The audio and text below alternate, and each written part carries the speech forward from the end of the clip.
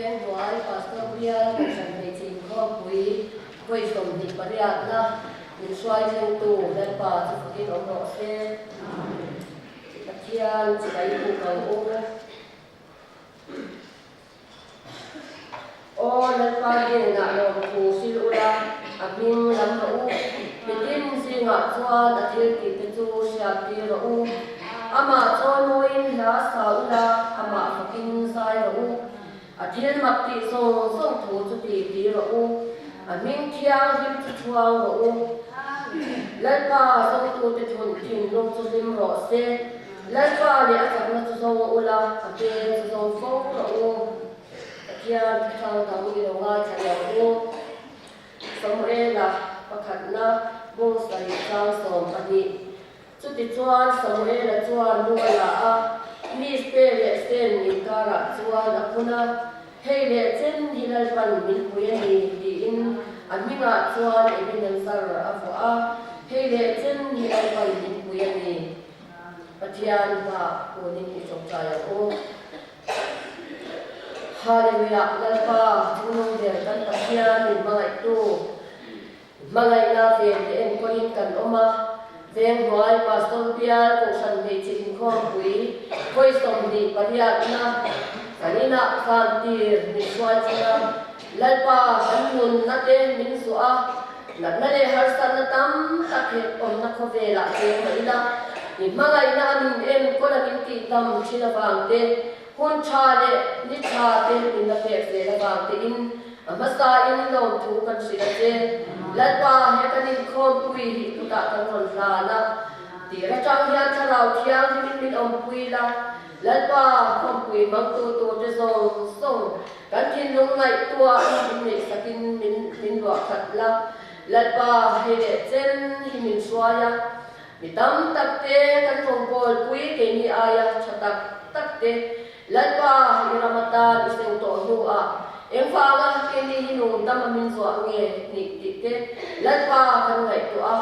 nam chuan kan suwa te angin kan chu ngai te wa kan kholo na te angin thu lo ba ni zanin hun hui lalpa theng thei sa kan ni ti kan in sia kan lo ma lo thu ka chin non le ka che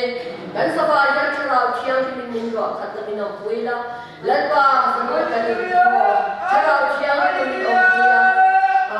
san go ne tu te gong sok ko thara balalpa ko sai om pui tu rin ti ko ngai ta pu ta kan ron la la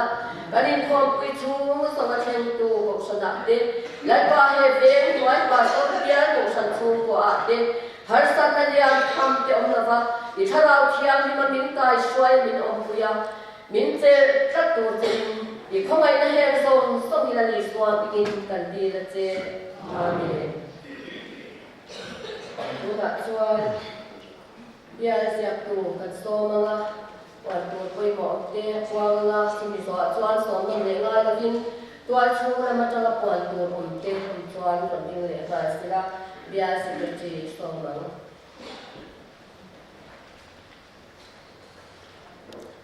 Athian shwai na le om pui na changin kum sang ti le som ti pa deng mai pastor bia ko shan pe chin khom pui voi som hi pariat na dam takin kan lo thleng le theita a lam nu hle ani hem hun bang to lo kal zong te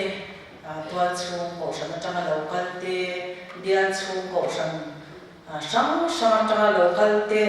deng mai pastor bia ko shan pe chin committee in chi bai kan lo bu chewa tin thleng tu ko shan ain buat sai sa a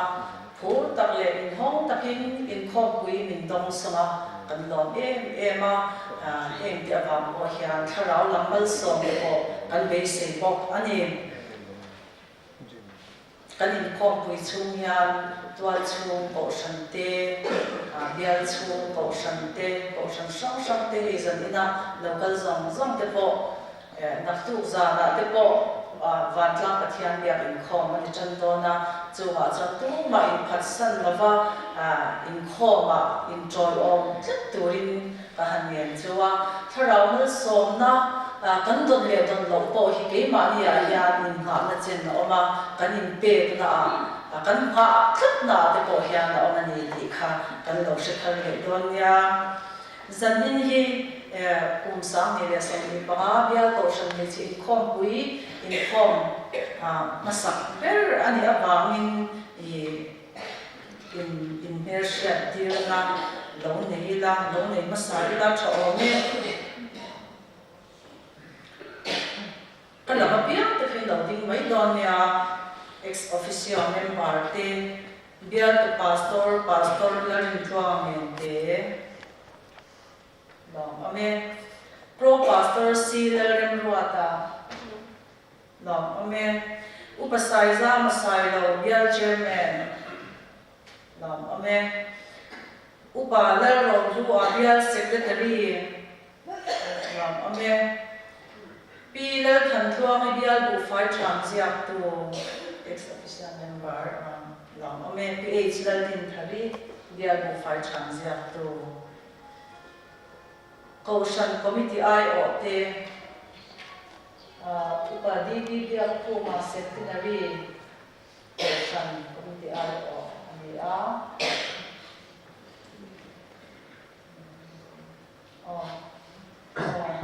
Upamuan ama upalan muan ama dape Kaushan meche represent no ne jadi dalam local kim lo de utle ka amaro chu punlia pon local do na ni kan base ni bial ke TPI o ke te tlangwal zoram e ngara te treasurer no me tual upa h lan tuang a finance secretary akan lo me Keng tu Kaushan committee te ai khom the lo ding le ang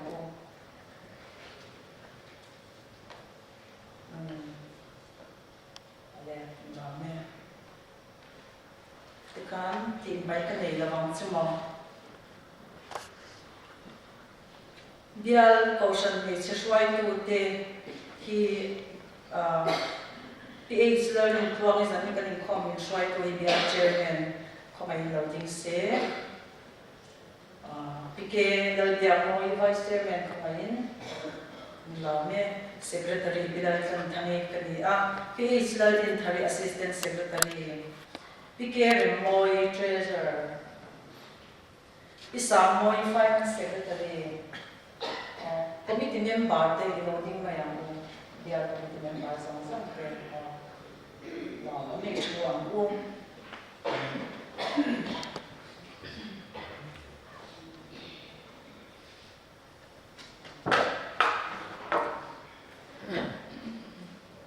Veng Noi Pastor Bial Kaushan Mechin Khom Pui Voisom Di Pariat Da Amun Da Veng Kaushan Biakin Amun February Bisari Atangani Kwa Sang Hile Som Di Panga Thupui Taimak Chwale Zwal Ru Teterathon Ni Pung Khatsang Som Speaker Ku Arzai Ning Thanga Speaker Gospel Thunder Team Ani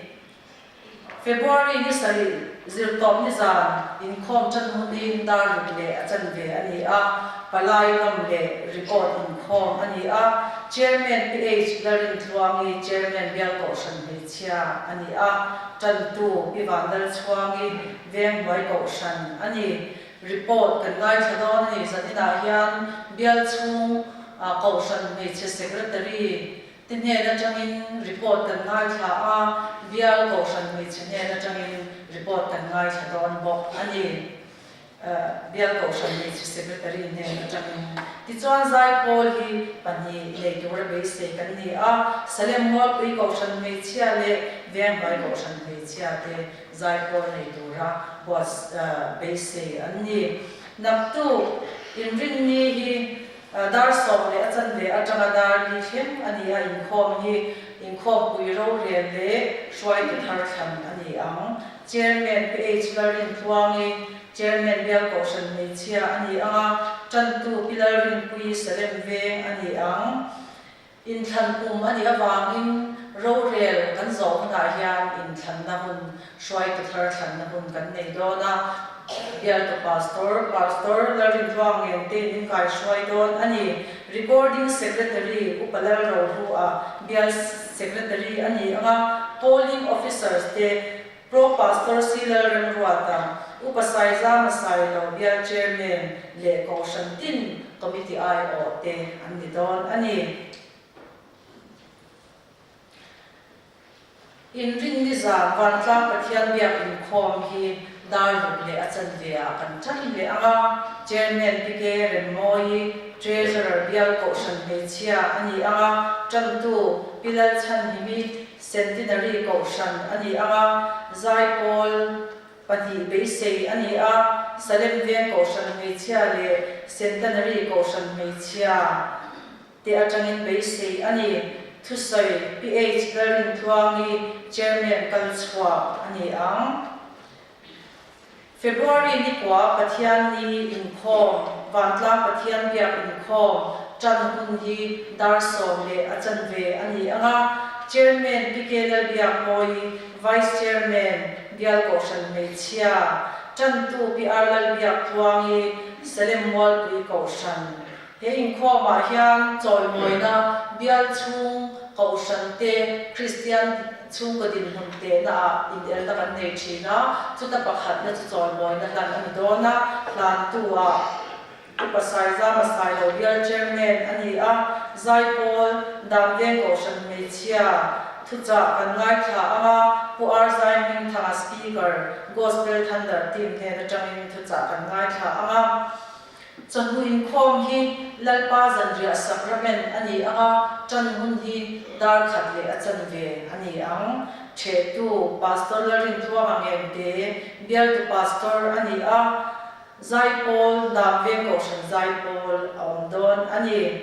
thleng tu ko shan committee zong zong hi sacrament min sem sak turin kan nge rin kan be se bo ani chon in khom sacrament del pasan re sacrament in khom so a hian mual in khom kan nei le anga amuna dam ve ko shan hall ani anga chairman PH lalin thari assistant secretary thucha pu ar zai ming thanga speaker gospel thunder team ne na changin ani anga zam van tlang pathian biak in khom hi zamdar ruple achan vea chan ani anga chairman PH lalin thuangi chairman bial koshan mechia ani anga row report bial koshan mechi secretary ne changin shwai tu tharnan na om don boka plan tu pastor lalin thuang te bial tu pastor ani anga zai pol bial zai pol thucha pu ar zai ming thanga speaker gospel thunder team ani ang share tur point mo dang te in rin ni za na changin in khom piang in thil pek la khom ani anga pathian ni za hi atheng tu ko shan kwal ani ang tin in khom pui bial in khom pui a hian flag kan zar thina ko shan bial chung ko shan sang te flag le bial flag kha gate ula lu tira khwan ai zar ani khang kan pon theite ani a ti mai po kan nei mai thea kan chairman aram chun zam nei dam ya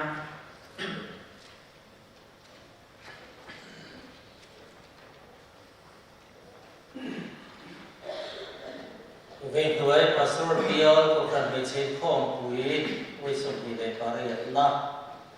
và lại trong số tê lệ Bial chu của cần bị chế mấy bà trong số têถ้าเราเทียมในมงกุยนะดมตักสลานphong quý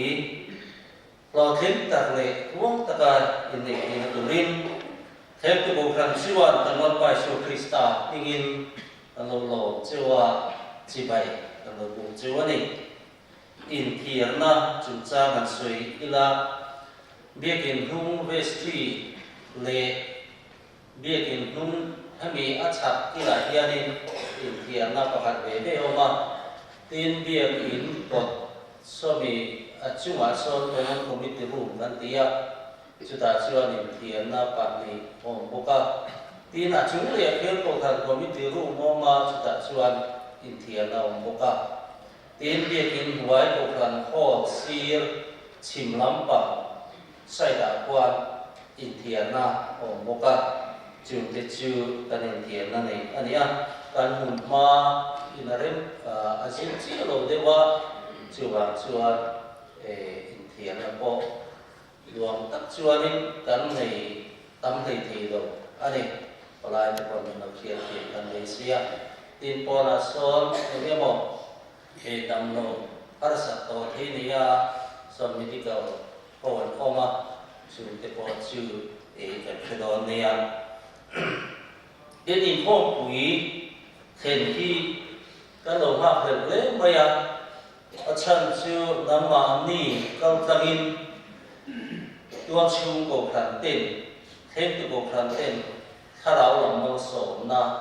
don kan be se wa ani chuwang chuan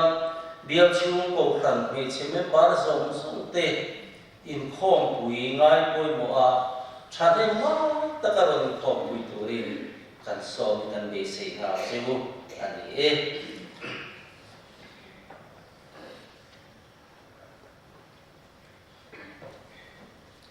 là chuan lai hom na kan banganga ven hnuai pastor pial person he chei khom pui mang tura local zong song te palai te le salina rodin khom te kanal pa iswa krista min ven hnuai pastor pial person he chia chuan chi bai abok chewa lo lom chuani he kan in khom pui chu hian tai mat taka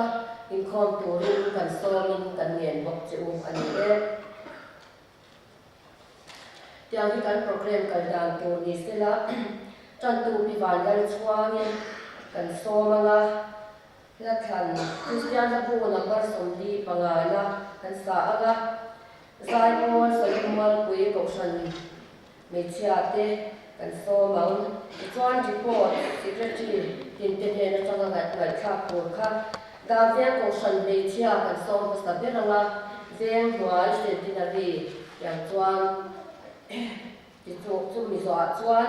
ven đuôi của sản bị chế giải bồi cần số mà report cái ven để sản lên quan quý của sản tết cần số mà ya secretary report cần ngay cho một cắn tu nát chuan chân tu bị ván lên chuan đi ven đuôi của sản bị số mà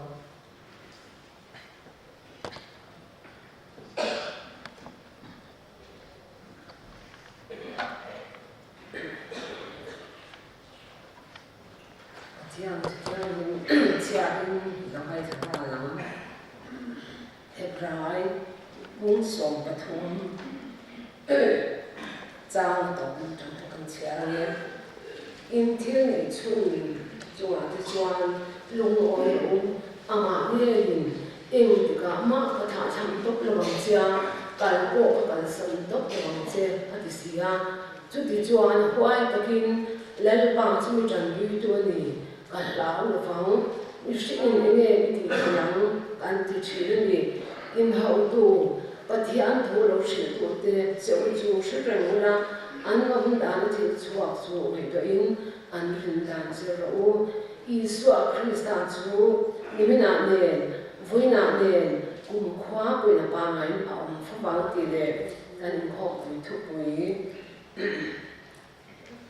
ไปเจออะไรขัดทนปัญหาหน้าก็โอ้ยชาวนาเยอะไม่ได้มีน้ำสุดท้ายมั้งนะจู่ว่าอูน้ำเตอูอากงนั่นเลยอาจารย์จู่จู่ยินไปมาสวนเลยสวนอูจู่จู่ยินส่งยินเองที่ก็มาอินตัวเราฟังทุกคนเสียเตะแล้วมันเป็นส่งเสียที่อันนี้ตรงไหนโอ้แล้วป่ะกันตะเทียมมีหายตุ้ง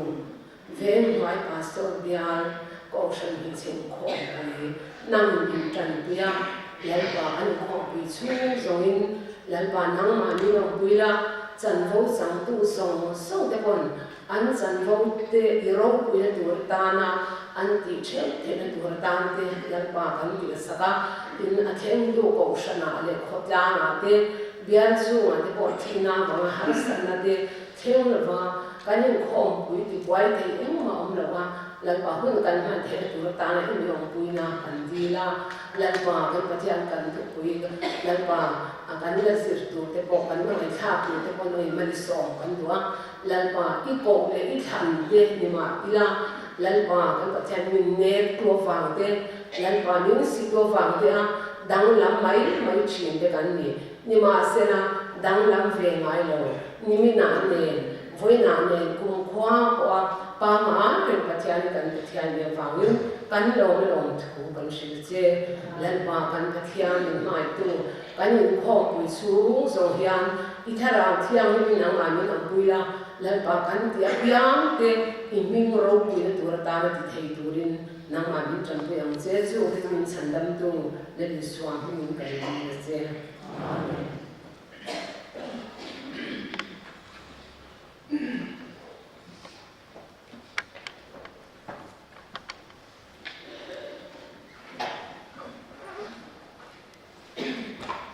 Pathian pakakan chon noi na Tuesday pu number somdi pangana amma ngai na ka chawin ka pan min se to ira kan sa anga chawang ni na afa aka ma pu in ka pan min se to khale se oma ka min ani min ke se tun khenin min la swai fo ba la bom si nga ko he ka se na fo be la hian khale nun kan pa chap thina har san na te mang an na te thi na ya ko kan chunga a theng ko thi Sutia lang khare siom kan omlan in pathian ven le akma ngai la in konin kan oma tun thenin min la swai fo kan la bom si nga ko lom takin ke in ka su yang sai on tang thenin ti thei turin he la hi in takin ni lo sa ku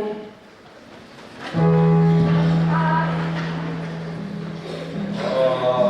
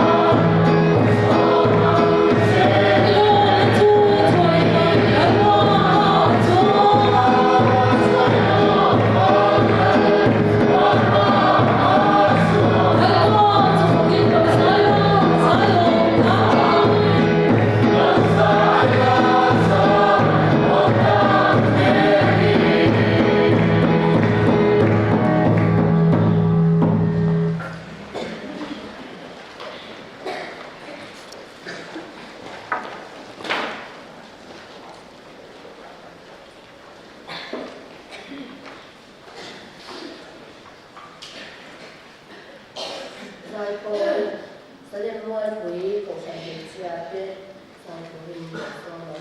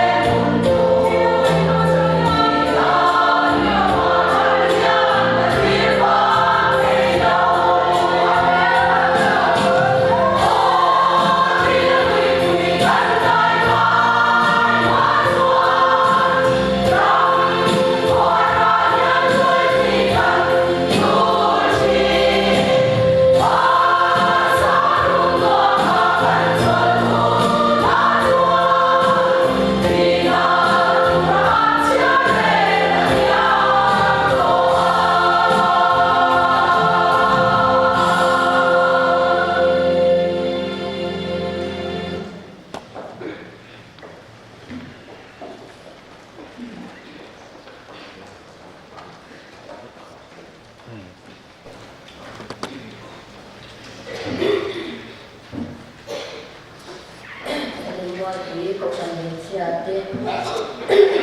nhóm tập lệ nó sẽ có thiền phòng là ta đi còn sẽ có phải chú cần tự nhiên sẽ liên quan quý thì nó bảo trong đó cần xây ăn thì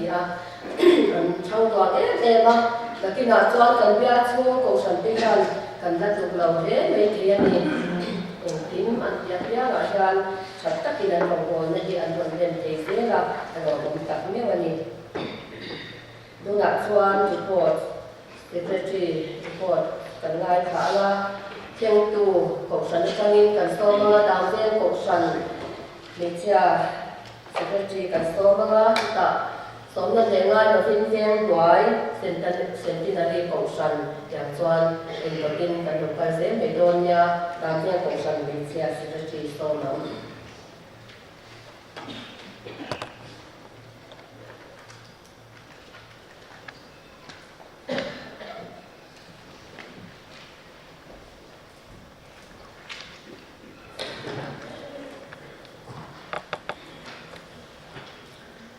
ดาวเวียนโอชันเฮเชลปอดมุสังที่เลสมที่ปลีอินเชียนะโอชันอินซัดอินจันีสมที่ปังอาโอชันเฮเชลเบอร์ซัดจันีสมที่มุสังที่สมที่ปลีช่วงคอมมิตี้ในซัดวอยสมพัดชุดฟัววอยที่บัดเจ็ตอินคลิเนช่วงอินคอมนี่อินช่วงอินคอมในที่ช่วงกว่าอินซัดเนี่ยช่วงก็จะมีสมดีปลีสมกว่าปนปังอาปังในเทปุนนะในเทปิยันนะมีลเอ็มดิ้งเอจังอินลาช่วยทุกเต็นอินตินจอดชัวกินช่วงก็ยินมุนกันอินจอดชัวกันนี่อินช่วงอินพร้อมในเทเราเต็นเฮนะคริสเตียนช่วงก็กันเป็นกันเลยช่วยทุกเต็นนี่อินช่วงอินพร้อมในเทเราเต็นจงใจพูดดูลิสินเสียมินฟิอาเรียละอันหิงละมินนิดินกันจงใจพูดเชียนกงสันในเชิงห้องบาลเปียนนิดินชูอินห้องในเทเราเตเลเบียกงสันในเชิงห้องพูดดูกัวละตานจงใจรวนหุ่นกันห้องเชียนบูไฟชามเสียชูก็เอ็งจากเนี่ยชูก็จะมีสมนิปังอาซาคุณนะเกียมนะมีลบูไฟชามาสูหูซาเจงนวยทุ่งสิงรุกสังกวาจะทุ่งสองปังอาคุณนะสังทุ่งจะทุ่งสูหูนะกังกุยกระทั่งถอลอมอีกอาจารย์อินคอมถอลอมอาจารย์กรุ๊ปบัดเจ็ตและกรุ๊ปซุ่มเทลอาจารย์สาบนตุยเสียมนะอาจารย์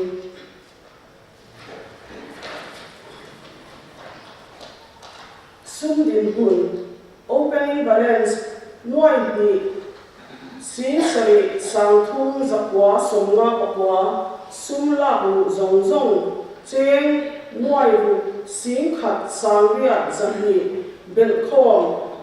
เจงน้อยเรียดสินกวาสังหีจาสมงาปกวาซุ่มหันรันจงเจงนวยนี้สินทุ่งสังนีจะทุ่งสมนีปกว่า balance เจงนวยนี้สิงาสังกว่าจะเรียกสมทุ่งซุ่มมันรันตั้งคุยประคัดนะ missionary ปกสังกัลกันจอมาทริปุรา native worker ประคัดเนียนปัญหาเบี้ยและ central budget อาตานกันโกชันเบียบอินห้องอินในที่ present เลยนานปนีนะโกชันเฮเชนิมันน่ะเซนโซปังานะโกชันเฮเชนิมบาร์ดัมโลกันน่ะเซนโซ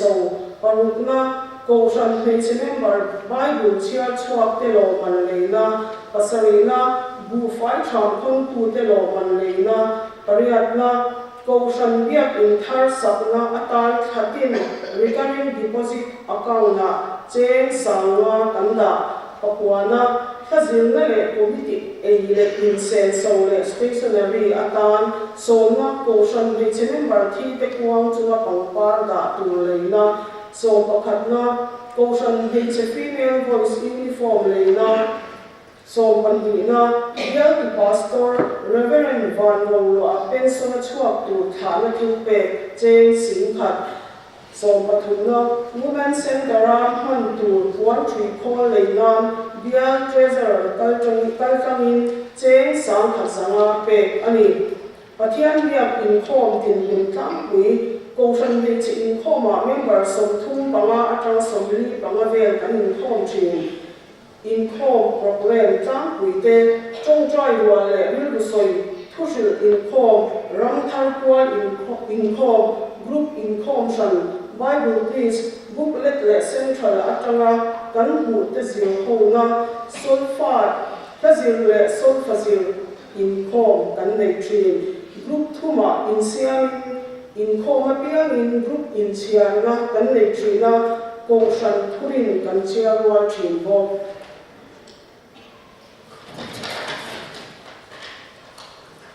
rongbol na dangte Bible Society kwal atan pathian ni apiang in biak ila hu fai fun kan ken khom thin kan ko san member biak in hoi in nei te ne na president hu fai cham bel le ni in school in khom hu kan petrin missionary paru kan chom ba ka tripla nei ki worker pakhat ko san ne in chomin kan chom kung sang hi le som ni pali chua Bible chia chua ko san pe chi member ne na lo mana ta Holy Bible pe ani ko sana atula mana ta chen singa kan chulu ni som ani cha som ani sang ni som ni palia ku bi thanza ka kwan loi ku a bethel kan le report pe tu rin sang sai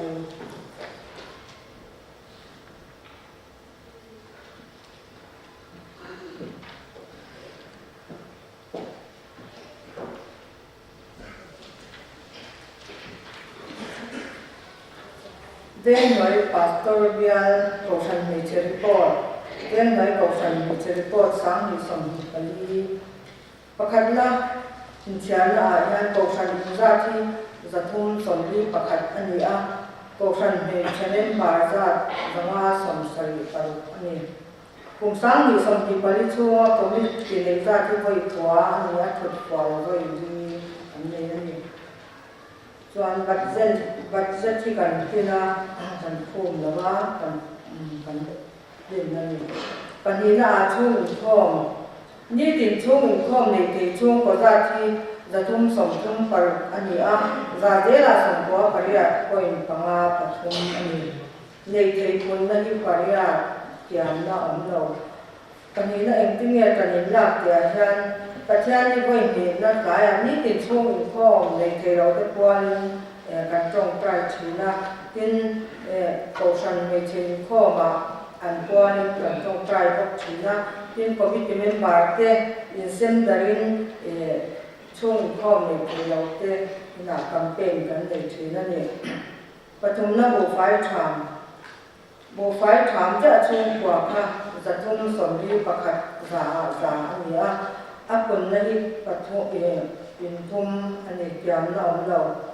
bo fai tham sum ho za thi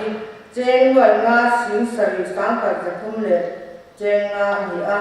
kun na om lo wa kyam na hi kan kyam na sa em ya cheng sing thum zariat sam sarin kan kyam le kan la kan la me palina sum ho na tlang puya twan khatin tholo do ta tang te group budget te in khom tholo te le committee tholo ma tang te in sum ho na tlang te ni tin sum din hon opening balance a cheng loi wi sim thum sa thum zaruk som pali ani a sum la zong za cheng loi ria sing hi sang sari sa sari som sari pasari ani a total cheng loi som pani sing ruk sang ka zathum som kwa pakhat ani sum han ral zong za cheng loi ria sing hi sang li zathum som pani ani a balance cheng loi wi sing thum sang sari som kwa ani sum han ral na ta wi bial budget le central budget atan te tin panina missionary chom na le akape lak sak naman missionary he chate agape bu kan lak sak naman tante pathum na kan member dam lo te kan na le kan member thi te tha na pang pa le na kalina bia kan hawa in le te long puina le na tante pangana pulikon dam lo ina chukhen sei kan te na le na tante tin kai sanari ko san kan puina tante pakarina bia in chokidar lo man tante pariatna ko san hi chali roi te na sen so le kum som sari chin choi mo na le lo man sang sang le na tante tin pakwana pastor war lo a committee member ten ka na choli kil kun na le ai na tante so na chung ko hai sa ne na Christmas present na tante pasarina pathian bia in khom din hong tlang pui in khom kan tlang puya in khom pia in som ro ka som bia in khom ang kan dia in khakat dana ro in khom san kan nei hian kan in khom bia kan cha de de zoi de ba som bia ka ma zan kar in khom thi ang kan nei in central in program asiam te chatak in kan hang thayani Pariat na rongwal na nante tiyan pulikon tangdo inaman turin chukhen sei panga kan pea tingkai sanari kausan kan pea jeng sing hi kan pea kan kausan chung ko harsa chung ko som pariat ne na tan puina kan pea tin masi sangati a chu sei tura mi so mangin patian chu sei rongwal na kan nei puya tin jeng sang hi kan pe bokatin kan den MUP an den man na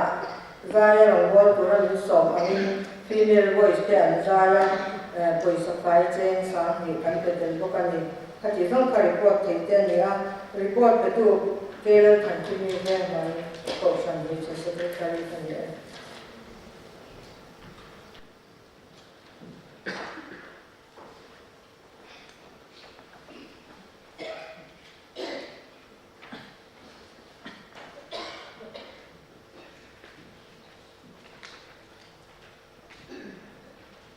Mizoram Presbyterian Kaushan Presbyterian Church of India. Bien mai pastor bial Kaushan me report form. Centenary Kaushan me report sang mi som dia ali longai chaang pakhat na inchian na Kaushan inza za som sari le pathum Kaushan me member sa zathum som le pani cùng sáng đi xong đi bali chunga committee này sa voi som pakhat le thut fual voi li kan nei ani budget in tinem tine budget phak lo na om lawa phum na om lo bo ani chung in khom ni tin chung in khom nei thei hi chung ko za som sari pathum za in pathian khoi nei kan nei thei ani nei thei pun na chung ko ni tiam na ông lâu anh em em tin nghe cho nên là Kaushan me committee ten chung in khom này thì đầu tiên cái mà đi bia chấp à uluk takin kan vila anh ấy thì đầu tiên là lên in campaign kan này à kan thiam ang in kan ti puya chung in khom kan này pui chi na tin cho ba cả chuan kan in khom mà bia in khom ba na hian chung in khom này thì đầu tiên qua lên in khom song ten trong trái na thì tập rất yên cần này chuyện anh ấy tin cho là bà chuan office bearers cái của đại hiện thế mà among khác anh anh tiệm chi đâu cái hai sự gọi cái hiện tại tiền này chuyện na trong cái chỗ lục tất cả bilin dần khát ta in khát ai tắm cần lộc tụ cái cần in tia cần in tụ con lục tất in chỗ tiệm chuan in công là cái cần này anh rưu thế anh khora chỗ tiệm chuan cần in tụ mà trong trái hồ là cái cần này à, số tiền chuan mà cần là số ba cả chuan, khát tin cần committee hiền Christian chung của hi agenda cần ta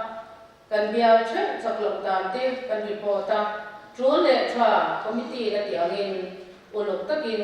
cần vi làm cần duy trì, anh ấy bu phái tra thế chung của hi za samsari pathum za in cần tra, anh ấy punna om lawa tiam na om logo ani bộ phái tham các sum mô ra thì nuôi thum sáng nị zarok som sari ani a kan pon na hi chen sing nị sáng khat za thum som thum in kan pung ani sum mô na tang pui thai income tho lom le committee tho lom group budget le phum na lom na tho lom kan ti a lom na tho lom hi ka ma report te khan an tel lawa pathian ni Sunday school huna hian bia kin sum huna me chelam lu na pong ka patia hian bucket kan do thina tun ma chuan bu fai kan phona tuna po ala ni thoba bu fai ni lo kuin a poisa rem chang so po hian poisa hi an tha ka chu lom na tho lom kan ti chu ani sum din hun opening balance nuai khat sing sari sang kwa zathum som thum pasare sum la lu zong song za chen nuai na sing ru sang khat zaru som ni le pathum total nuai sari sing li zakwa le som ru sum ban ra zong song za nuai li sing thum sang ni za le pani balance nuai thum sang riat zariat som nga le paria sum man ran na tang pui bia budget ko san lom ru na le ram thar thok ku jom na ko san na chon lo in a present committee sen so stationaries ko san mai cheni man na sen so kum upa bum som sari chin te Christmas thil pe tlan ram thar fil tho asin na group income thalom man bộ phái trạm hôn tu tế lòng mạnh lang quý cầu sân mấy chia lệ sa rào bầu dòng tu tế nê nắp bè centenary cầu sân Pavalai Christian Jubilee lòng quý na centenary Christian Chalai Paul trần quý na pastor bial tu pastor kal chua Reverend Van Rong Loa vai sui na thil bè bial kal changa women center quan chui zil chua te quan chui lei na pe pasarina pathian bia income din mun tlang pui income hi tu le fa te ta na tong trai wa le real rusoi ram tharazin sermon short sermon mun te in kan hong chi na income ma pia in mi som tu ma changa som ni income si ang kan ni a kan income tharau lam ho ro ko a thot thadin kan sia kan lom le ani rong bon na dang te ko sam mi chani November ni som ni le pakwa ze top ni chu tuam takin kan mang theya chom palama bia kina le chom palama hola hun limom tak kan manga central ko sam mi chia changa thu ze to local booklet liat sister liam chu ni chan chin po ngai nom takin kan zira lai na ma mi za som thum be rin cho dei kan hil thei ani ko ran me chia te group thuma in training group budget kan in toka kan budget te hin le takin kan phom vek theya group mi ngata ma chuan Esteri Ruthi Naomi kan in wa ani December ni ne tanga nili sang ni som ni pali James Winchester trong trai ni in to in kan kala ta chuan mi som thum le pakhat kan kal theya thole ni thuma ni le in trong trai na Bethel trong trai na kan neya zan lama tlang pui ko san me chia ta to in thole zan in khom kan phan pui theya kan long ge ane ko san me che chan chin bo som ro kan la the ane ko san me che committee noi a hian decoration sub committee tin ani a an ni hian ko san ni poimo pastor program le pathian ne pia ni bia kina pang par mo takin min hoi sak trina kan long le ani central corporation me chia le bia chana ti to local te pathian swai ni to takin kan ti lo ting thei trina kan long le ani pathian min swai na eng ki ma lom tho kan soi ani report pe ko than tungi centenary corporation which is secretary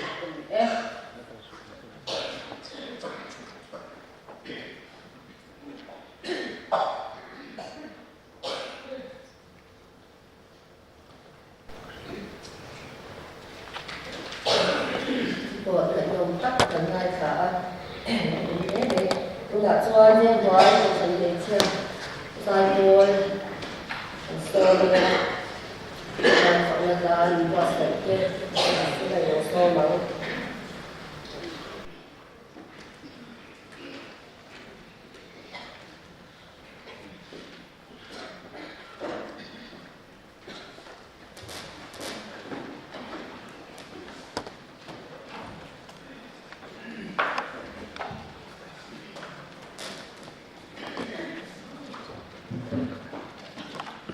Ui, พื่อนเก่ง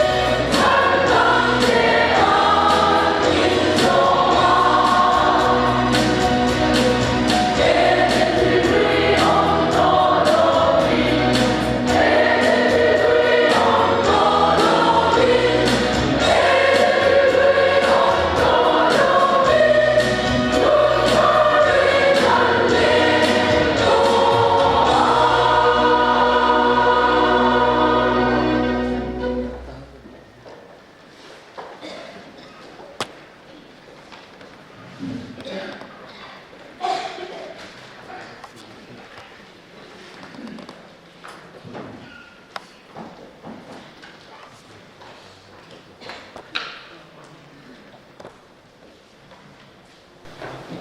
với cổ sản mình chỉ tại cô thì chúng bạn lòng chú cần tôi yên chúng bạn xuân report secretary report cần ngay thấy ama sẽ đến về cổ sản cần tôi mà chúng mình rõ sẽ lên ngoài quý cổ sản thì đâu cần ngay phải ngay mấy sự là xuân chúng mình chúng rõ xuân bia secretary report cần ngay chúng dòng đó nha sẽ lên về cổ sản mình secretary tôi mà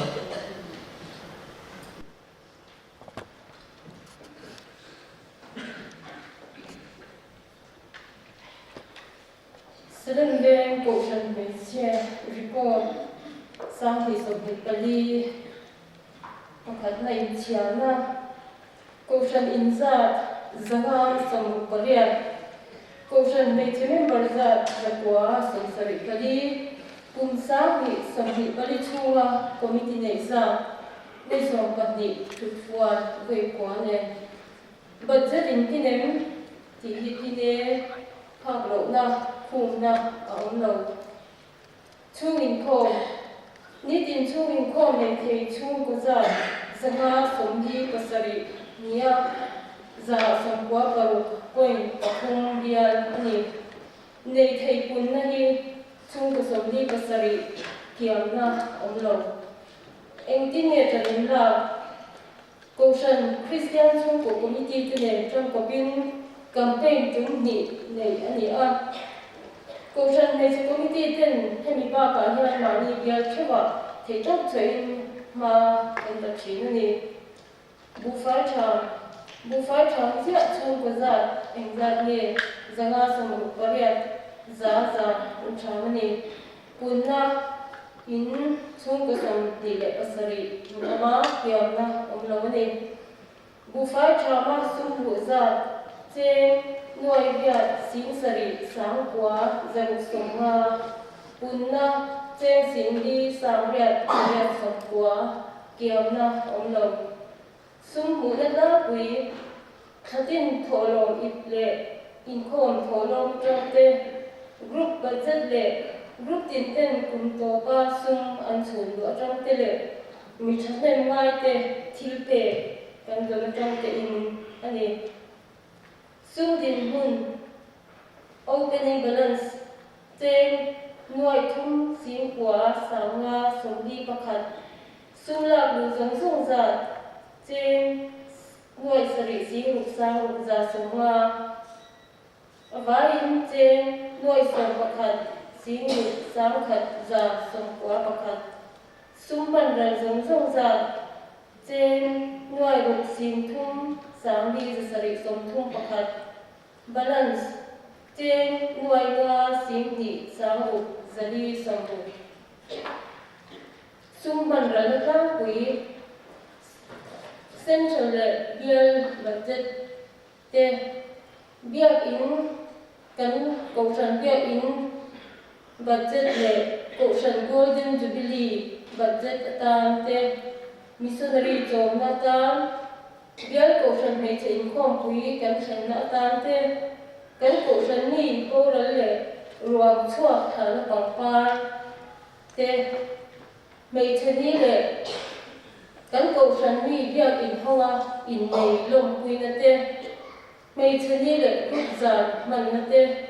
bu phải tham không tu le cùng upa rồi ngồi na tan te group income cho mình atan te câu chuyện cái là Christmas til pe atan te pastor van roa thả na le thả na atan te decoration le stationery te net noi dang te ne ani pathian bia income di tang pui kum sang ni som ni palia income we tum som ni paru kan nei sia income bia ni za som paria income chi ang kan ni a kum tu min income bo ro kan ma min thara ram ma som na ayong bia min kan sia a lom kan ti le ni rong bol na dang te kai san ri ko shan me cha te sung tuak tam thi pui fe tek zali kan zor sak karbiang long ni san fiu ta silo ni chan pastor bial sung tuak nan puan hi chi zor tur kan khon saka puan hi za som ni paru kan khon saka le pilan wan kimi tv z missionary kan ser na wa dam lo kan atan sing sing khat kan be ko ni ka ke kan han report thek ani e report pe tu ren sau le ni secretary celebrate ko san ni e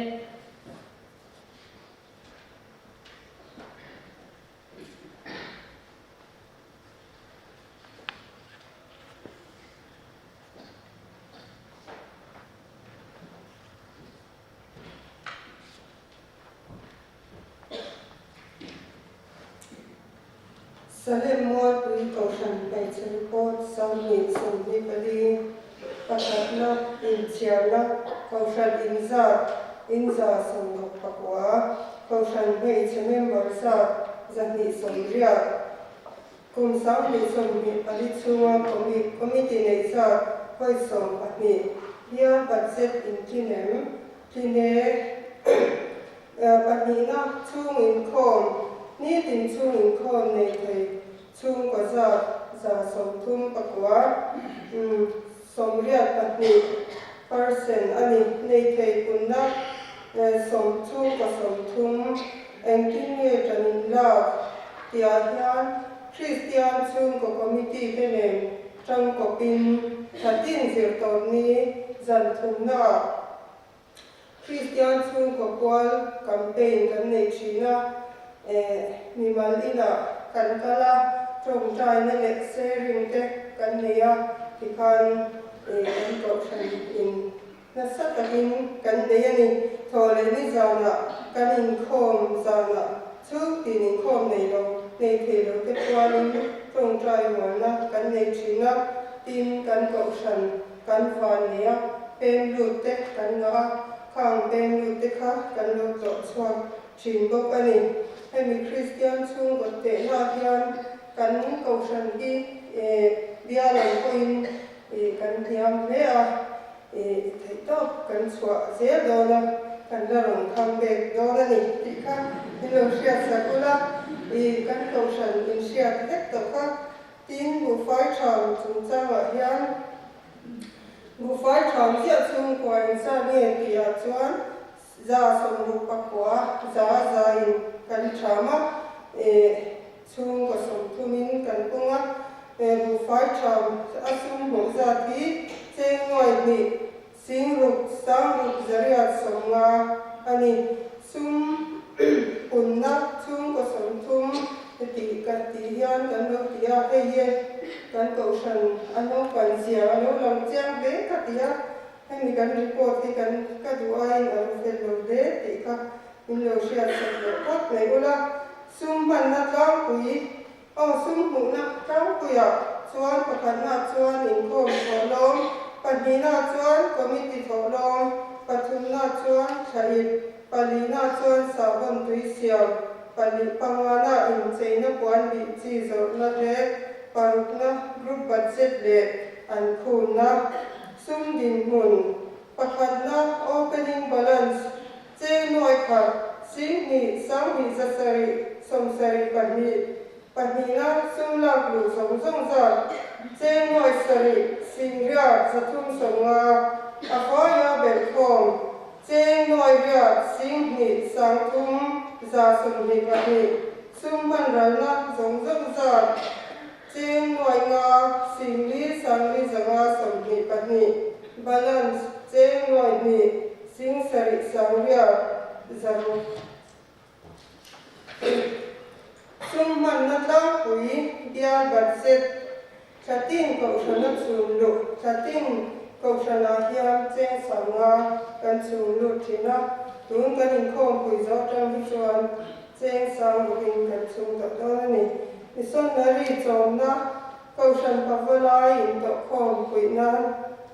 pangana missionary pe chia ti ton agape lak sakna parukna kausan page project akan kan project ahian kanin kan hall noya kwan pangpar siamna yang thadek mai kan siama tin kausan no pangte kan nia wangin kausan chau ka bunwa lenga kan janga ere ma ka leina te kan kan mangani tin kausan page hun poimo refreshment atante kan member dam lo kan nante mangai nei na nante chom nante kan member kausan sari chin chunglam Christmas puan present at thil pe le nante kan pangat Christmas puanin chung ka som he panga ten tena kan rawng chwa buka tin kausan bei chani se so ti kan han ti longa heta hian report kan si anan lewa khani bu fai tham kon tu te lo mante kan pe a group income chalo mante kan pe a family akan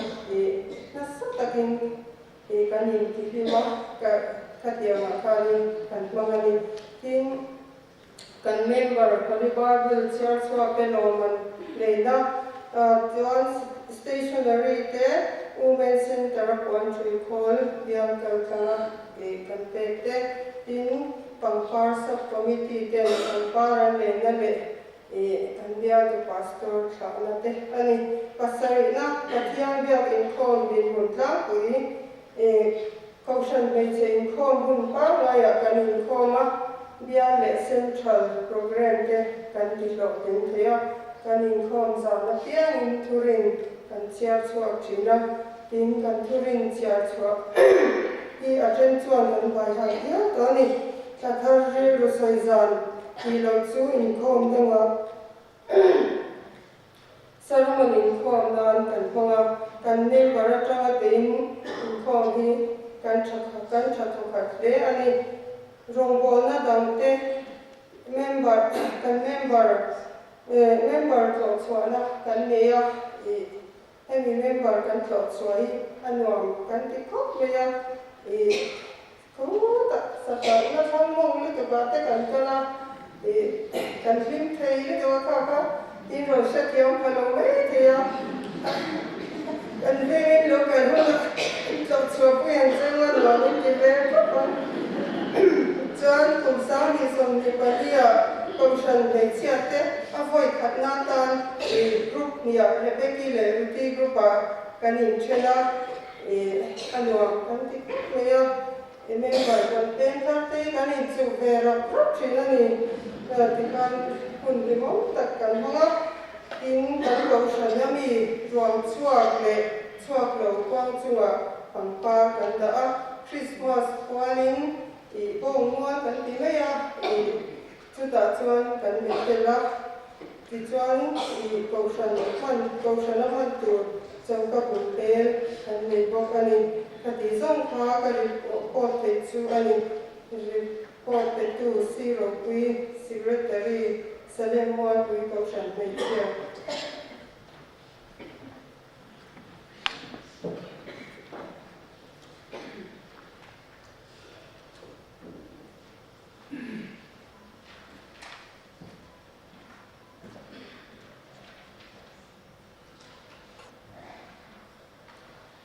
Bial secretary report biang hai pastor bial kausan meche rongbol na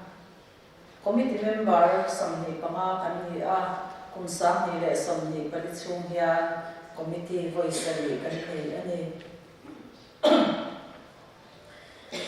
bial in khom pui nei tho February ni kwa atang ni som pakhat sang ni le samni pali khan Salim Veng kausan biya bina Veng hai pastor biya kausan meche khom pui voice samni pasari na kan neya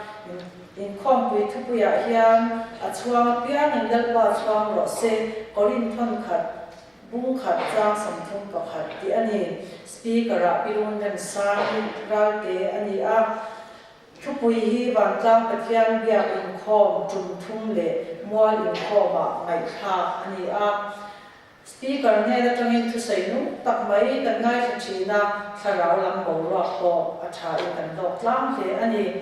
Pathian ni chama van tlang pathian biak in khoma bial chairman upa varian zwalan bial chung Christian chung godin hunte na sang ber damven ko shan ne na choi moi na citation de dek chilian atlan ani in khom pui thleng tu selem ven ko shan te in wat sai na acha a palai ten ngam kan ti le a thleng tu ko shan ten ro re palai ke zan ja tui tak min wat sai saka kan rom le ani Pikela biak moi vice chairman in tam lo la wa ma hun an mang thei lo ti lo chu hun cham tu ten an hun an mang thei veka ko shan tin ten ko shan me chai pol an nei ba ka khen tu seren ve ko shan zai pol le bia zai pol te kan so na te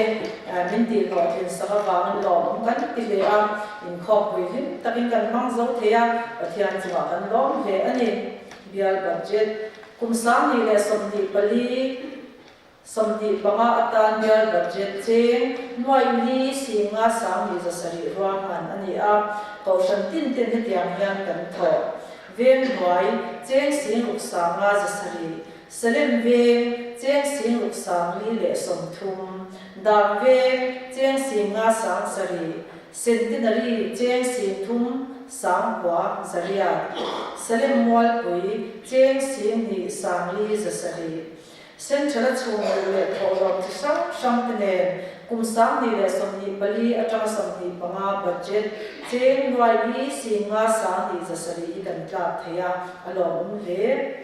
bial in khom pui thu le bo zui na missionary chong thu kan bia ko san be che hian missionary paria April sam ni som ni pali atang March sam ni som ni panga chung ni kan choma hemi atan hian cheng sing kwa sang ru kan te ani agape lak sak thu kum sam ni le som ni pali chung hian missionary te tan agape ko pi som ru kan lak saka kum khata cheng sang ru kan se ani mangai na ina naw te chong kum sam ni le som ni pali April atanga March sam ni le som ni panga chungin mangai na ina naw te panga chom na cheng sing thum kan pe ani Pastor quarter mamo lei thu Pastor quarter da turin study table lei ani rui no mai te hom to thu April ni som pakhat sam ni le som ni pali a bia shwai tu ten rui no mai te omna TNT home zuang pui to in an mun ma shang te an fa parwana PH larin tuang chairman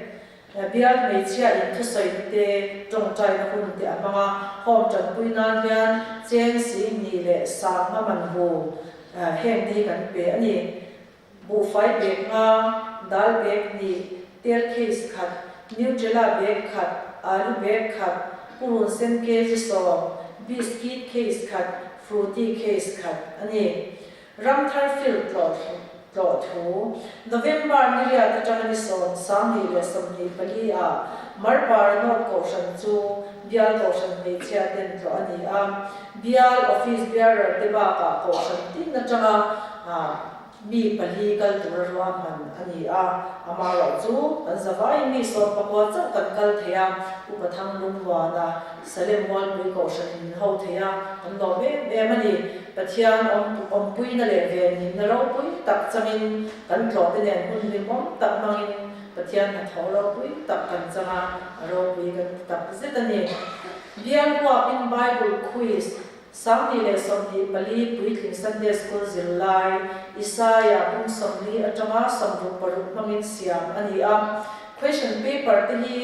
pastor van ro bial the pastor in boss sai saka ain dik po hi aman kim tin fel far takin min boy pia achunga bial shwai tu ten lon thu kan soya quiz thak tu hi member za som sari pathum kan ni a bial committee in pakhat na achanga pathum na thleng lo man abwa saya chang tak ber ko shan ne na lo man api boka ko shan tin chan dan chu hetiang hi ani veng boy members assembly pani Salem veng somma pama dam veng som thum pakhat centenary som thum pakhat Salem mall pui som pali kan zavain za samsari pathumin quiz an chang ani loman pakhat na lahi mi pakhat oma chu loman atan Holy Bible bialin pe a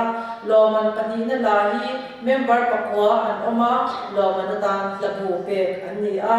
loman pathum na lahi member pasari an oma thuthung tharbu pe ani chang tamber salem ve ko shan ne na chen sang khat loman atan pe ani bok ani biar shwai tu den ko shan ro thu biar shwai tu den biar chung ko shan ni chia te March ni som pakwa atanga July ni som paruk sang ni le som ni pali chung ya nan ro chwa ka special item te nei mun le mom tak man ho chin ani biar chung ko shan sang ten biar shwai tu den lo dong song cha chin ve a alo mong kan ti he biar chung Christian chung ko din mun te na biar chung ko shan sang ten Christian chung ko din mun te na hi kum khata voi ni kan nei china January atanga June le July atanga December ani a Christian chung ko din mun te na chu hetiam hi ani centenary za ven boy za samwa pakwa point pali pani damve za samwa pakwa point pakhat pani salem ve za samwa pasari point pathum paru salem mol pui za samriat pakwa point panga pakwa ani a tikhan kum thuanin kan chonal pa theinan inchia Christian chung ko din mun inte akha kan nei thei kan nei china chuan central a ro hi chuan July atanga December report hi pe ru ani china central kan din mun chu za samwa paru point pakhat pali ani a bial chung average la ka ro chuan za samwa pasari point pakhat bial ani zoram pungwa Christian chung bodin munte na kumsang ni le somni patuma zoram pungwa Christian chung bodin munte na ve mai pastor bial chu som panga na ta hian za samwa pali point pathum kan ni a kumsang ni le somni pania som pakwana za samwa panga point pali paru kan ni kumina kan thelwa khan za samwa pasari point pakhat bial ani a e kan sang de iso maya amaro chu ko shan dang hian lo chang ve se maya yong za na kan ni ang zoram pungwa pin ti ro hi chu ala shia thei lo ani kum sang ni le som ni pathum Christian chung ko din mon ko shan za ko shan panga chung ko za chung ko sang kha zali som sari paru ko shan me chi member za sang ni zanga som ro pani ni in chung in khom nei za sang kha zali som pakwa bu fai cham zia chung ko za sang kha zali som sari paru kan ni central budget kum sang ni som ni pali chunga central in kan bial budget cheng si ni sang ni le women center ta na min tu cheng si ni sang ruk le in khom william fi cheng sang thum pe ka ni a hem ba ka hian in khom tholong chi sang chung lu ani me chero re in khom palai kal thu March ni ria ta chang ni som sang ni le som pali khan dor bui biak na me chero re in khom voi som ani na nei ani a he an wai me ti bial chung ko shan ti na changa bial ai o ro re palai kal ti an ni pi van dal ro vi veng wai pi rem sang lia ni salem ve pi ro pari dam ve pi si dal lum wa ni centenary pi h dal in thwa mi salem wal pui ti an ni Aizol East Presbytery in Khomui palai Aizol East Presbytery in Khomui October ni som atanga ni som pathum sang ni le som ni pali a Republic Veng thang ko shan biak in aneya bial ko shan mi chi ayo in PK dal biak moi Vice Chairman le PH dal din thari Assistant Secretary de ankal ani PWF consultation sang ni le som ni pali October ni som ni pathuma tanga ni som ni pali Jatinga Kachahiu tribes in half longa neya pilal kan thangi secretary veng mai pastor bial ko shan ni chia chu bial ayo in akal ani women center sang ni le som ni pali batch closing function December ni thum sang ni le som ni pali aneya bial ayo in PK Moi Treasurer le PH Lalin Thari Assistant Secretary te Uncle Rongbol na damte Women's Center upon 302 peta biar in pon 3 call pakhat ale saka anwai mi ang hian biar chung ko shanten kan thau khom ani veng wai cheng sang khat sanga salim veng cheng sang khat sanga dam veng cheng sang khat sanga centenary cheng sang khat salim wal pui cheng sang khat avain cheng sang thuk sanga khol po hi a thachi lan lei sak ve ani chu biar ke pastor control lo apen san thla thil pe katan cheng si khat kan pe pathumna central lamin women center 130 te ko thisa zor sak tur min ngen angin bial chung ko shanten kan zor saka cheng sang riat za som man kan shala shalna man hi central ko shan me chia a thelu ani kham kan report thei chu ani e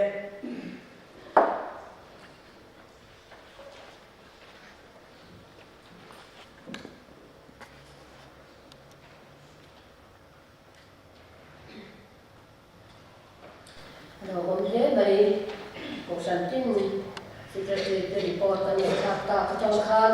cuộc sống về chia tên đồng hồ nó cũng là thì tốt cần xóa nụ để quay tắt cái cái này à thì mà sẽ là kia mình không phải đồng hồ ta cần có va đạp cái thì tụ lên tầm là bên để ăn thằng nó ai ta cái cần thọc cái đồ để mà cần xuống thọ xóa cái bộ khác tầm em nhưng mà cuộc sống tin cái khác các nhà cần sát tên để chia tên là cần hẳn thọ xóa thì cái bộ khác ông quý đến là em để chia tên cần đuôi là cái gì bao nhiêu nhà mình thuộc lâu thế nhà cái sẽ chỉ là để bà lai cái quan trọng tiếng bà lai cho mình anh không quý à có về quan này đầu tiên cho là tụ bà có về để cần để đó là bao nhiêu hết xem mất sạch thì mà sẽ là mình anh lúc Krista thì anh phân chặt lâu vàng nghe là mình chia mình thuộc lâu cắt sau khi anh là trần anh là cái quả gai đấy in sẽ ta in khá sẽ lên mua quý report cái khác này khác lắm lẽ bây giờ trong công việc đó là mình không quý về là cho anh Christian chung với để nào khó khăn rồi mình bắt khăn là anh tuần nhé bộ bị gì là ổn định rồi ổn thế anh bây giờ secretary report kim giáo đặc biệt là ngày sẽ thấy bốc ca đi chuan cái nhìn không chỉ nằm cần lâu để đó là và thiang cần phải cần soi nói na number cái thiang cái phone number sẽ đi xong và sẽ đi na ni ai có ai đó quý số số cái tin nó ai đó thì đã cần sao là cần sắp tổ ba trong trai là mình không cần trong trai